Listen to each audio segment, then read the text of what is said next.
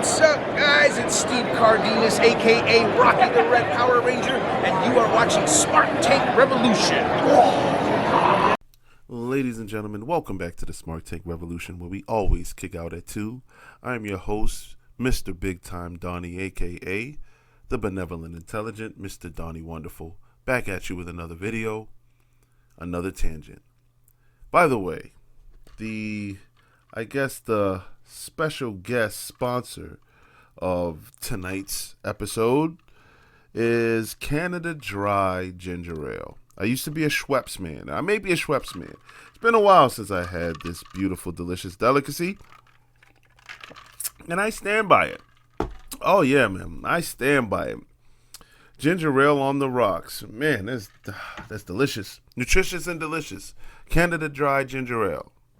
We'll accept all sponsors and checks. Anyway, I just kind of wanted to go on a quick tangent because it seems like over the last couple of days,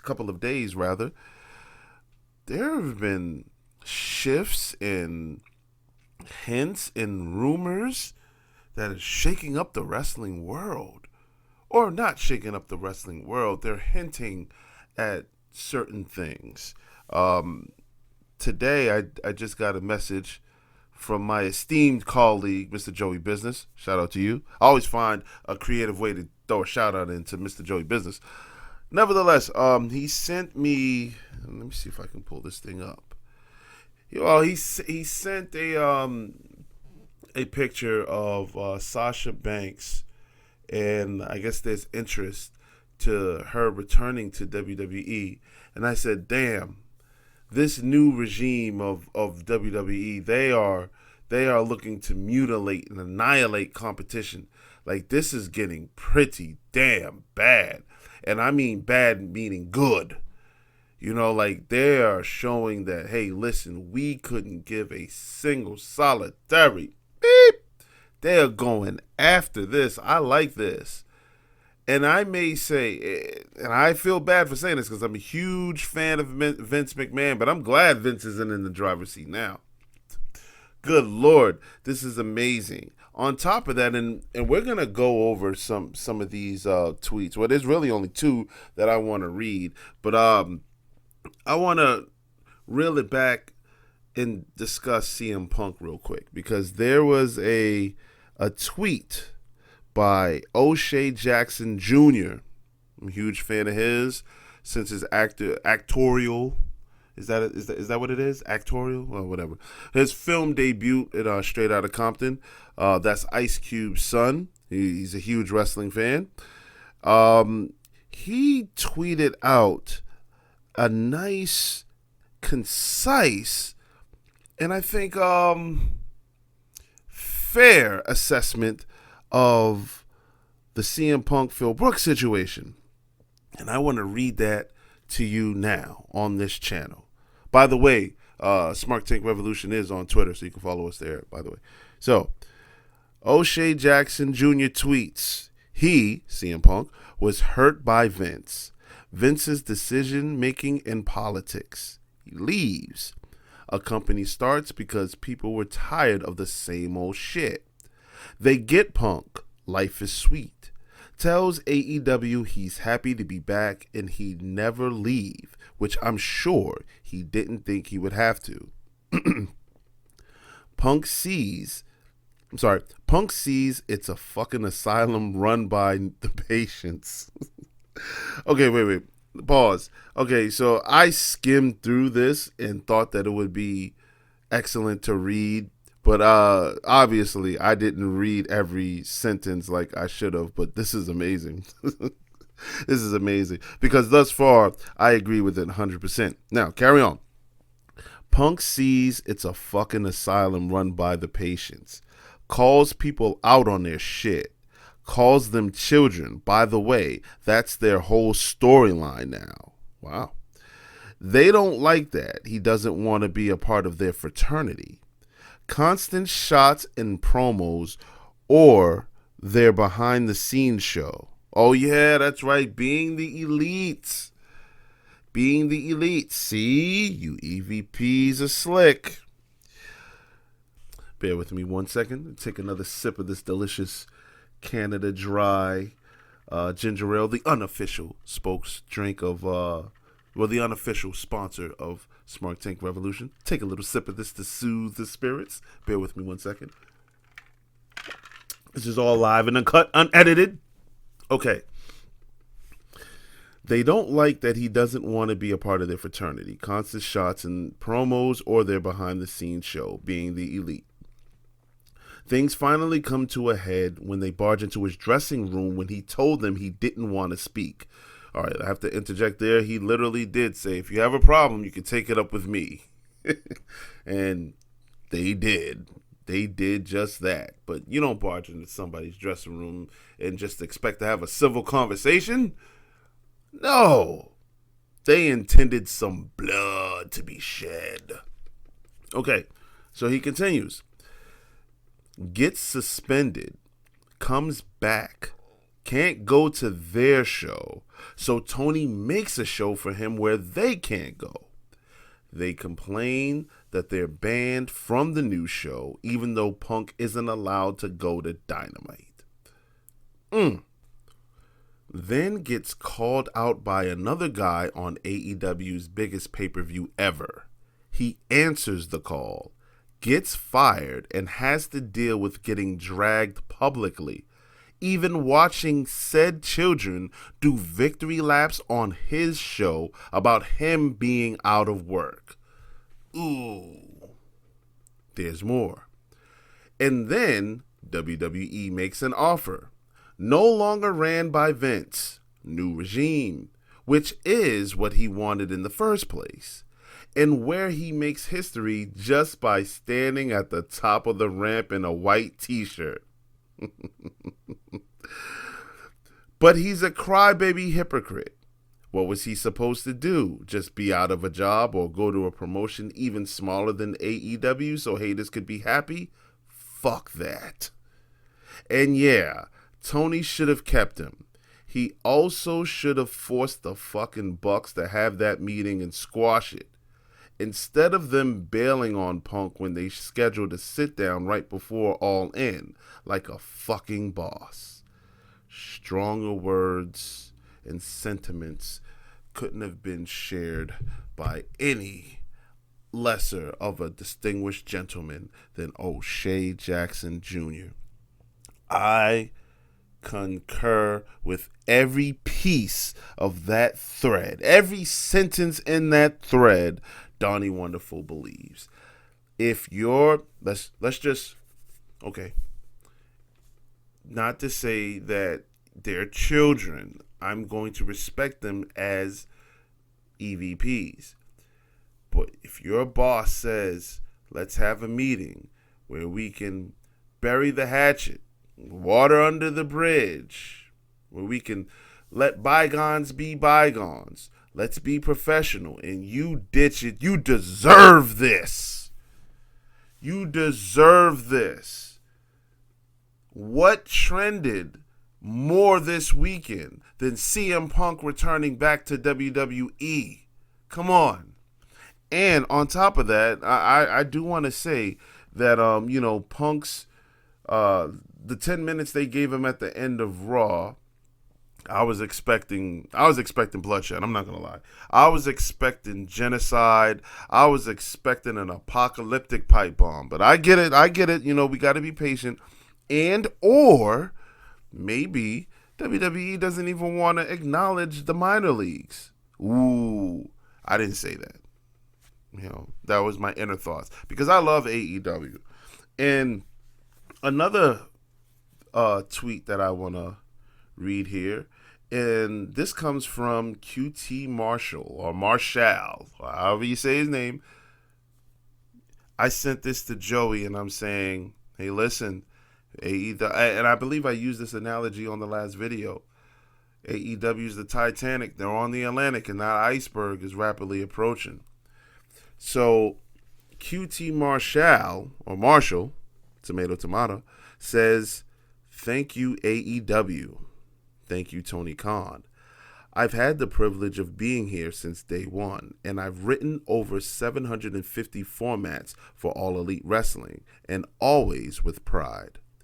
As much as I've enjoyed being a VP, manager of talent relations, and wearing a myriad of hats, the company has changed a lot since 2019 and is heading in a different direction, and I feel that it's best I do the same as we only get one chance to go all in. I have officially resigned from AEW and will have fulfilled all obligations by the end of 2023. Thank you to everyone from the front office to the production truck to some of the hardest working talent in this sport. Most importantly, thank you to those who booed, cheered, and took part in this season of my life.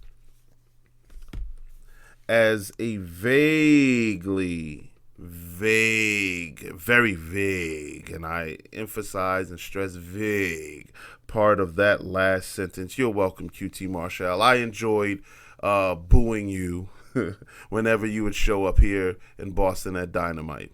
Enjoyed it. The Nightmare Factory, I did like the logo, and when you had the faction going, thinking the feud with the Big Show, hey, listen, job well done. But I can't help but to feel for Tony Khan here, and I believe I can speak for my colleague, Mr. Joey Business, when I say, on this channel we've criticized Tony Khan for his managerial skills, but at least it was productive. Not productive, sorry. It was constructive. That's what I wanted to say. Constructive criticism when we said, stop being a pussy and basically put your foot down. I understand these guys are your friends, but, you have to emphasize order. This is the time to do it. I didn't like how I don't think anybody that's a wrestling fan would want to see another company just fall flat or fail. Can you guys remember what it was like in 2019, just 4 short years ago, when AEW, when they debuted, and how excited we were to have that alternative that we all wanted? The synergy was amazing. Like I'll never forget the second episode 2 of Dynamite here at the Harry Aganis Arena in Boston, Massachusetts, and just having conversations with patrons and wrestling fanatics on our way to the arena. Joey Business was there. He can attest to it. There was a feel, and that synergy was unified. There wasn't any AEW fanatics yet. There were only outside of All In. They had a debut show, and then I may be missing another show. I don't know, but I'm pretty. Let's say they were under 5 shows in, and we all were there, and we all applauded. It was a great night of wrestling, and I'm telling you, we were all, everyone in that building, even leaving, we're all optimistic about the future of this promotion here. I'm telling you, 2019 to 2023 is a huge 180, and AEW, they do have some shining stars that they can cling on to that are the future of wrestling. I just watched Switchblade Jay White and Swerve Strickland, in my opinion, just give a great match that if this were on a pay-per-view, I would rank it a 3 count. Yeah, one of those good high 3 counts. But damn, when the writing is just on the wall, and I just feel like, Tony, we like you, and I'm speaking for on behalf of Smart Tank Revolution. We like you. We just hope that, this isn't the sign of the times to where everybody's going to jump ship because they see things crashing bad. You got some good talent over there, but you definitely, I think, dropped the ball here with this CM Punk deal. That O'Shea Jackson Jr. tweet was perfect, and that's exactly how I felt. And that's how I feel. And, the success of CM Punk would be to your detriment, EVPs. I'm not blaming all of you. but I'm blaming most of you. um, think about it. Sasha Banks comes back. Jade Cargill's over there. Oh man, WWE has a great roster already. Randy Orton's back. Listen, like, if you weren't on the bandwagon before, or if you hopped off, this right here is a transitional period where you can get back on and pick up like you never left. I'm trying to think, are we in the days, or those good old days that we'll talk about like 10 years from now? Because can you see yourselves, I don't know how old you are, but a decade from now, whether if you're 30, you're 40, you guys get it. You guys do the math. I know I went to public school, but hey, whatever. 10 years from now, when we're watching shoot interviews, and there's the All Out from Fallout, there's whatever, MJF and Punk's promo, the tension and the steam that feud built, and we talk about all of this in a nutshell. And when the story's over, are we gonna point to something that happened within the last 12 to 18 months as the turning point? If this era that we're in right now with both promotions, which hasn't been properly named yet, if we're watching the dark side of the ring, or the promotional wars, or whatever we're calling it, like, what would you guys say is the event that spearheaded it? Would it have been AEW coming to TNT in 2019, or something more significant than that? Because Impact's about to go back to TNA. TNA been around. So I just wanted to plug this mic on and really just rant and ramble, as I typically do, and just say, hey, listen, if you're AEW, let's make sure that nobody else walks, okay? So in 2019, when WWE was signing up everybody, I think it's time for you to do the same thing, Tony. There's guys that just can't leave whatsoever. I'm talking about your homegrown guys. MJF, that's a no-brainer. Ricky Starks, you keep his ass there and you give him whatever he wants, and you allow him to build his catalog, and you make him a star. He's a future champion. Wardlow, he already has the look. He's a future champion. Like, guys that you've gotten from the indies that have wrestled nowhere else, meaning that hasn't wrestled for NXT. So I guess that excludes Swerve Strickland and amongst like a few others. But I'm trying to think who else. Who else comes to mind? Good Lord. Obviously the EVPs and Kenny. But there's also Hook. Hook is the future. I don't know what you guys are gonna do with Jack Perry. Man, and